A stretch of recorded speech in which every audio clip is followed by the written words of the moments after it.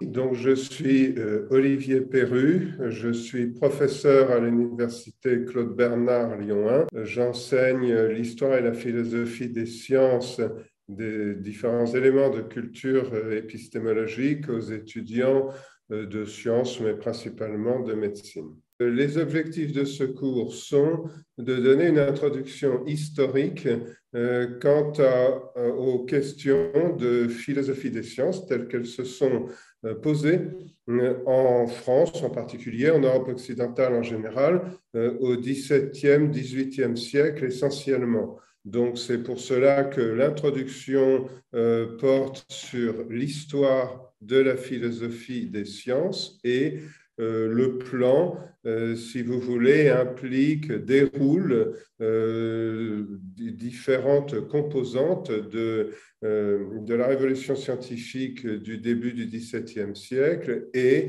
de la philosophie des sciences, pourrait-on dire, au XVIIe, début XVIIIe siècle. J'évoque dans ce cours la philosophie de la nature ou la physique avant Galilée, puis le réel du philosophe et celui du scientifique après ou avec, pourrait-on dire, la révolution scientifique du XVIIe siècle. Je parle également de Francis Bacon avec la question de la réforme de l'entendement, la tradition de l'empirisme. Je parle évidemment de Descartes et de la tradition cartésienne avec l'influence des philosophes sur les sciences, et je parle assez longuement de Malebranche.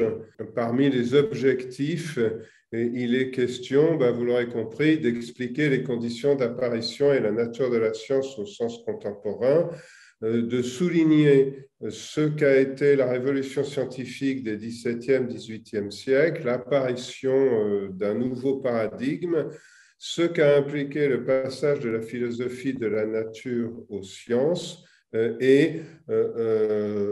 finalement, c'est un cours d'introduction à l'épistémologie et au tome 2, si vous voulez, de ce cours qui insiste davantage sur l'épistémologie contemporaine. Alors, les conseils à donner aux étudiants, c'est de lire.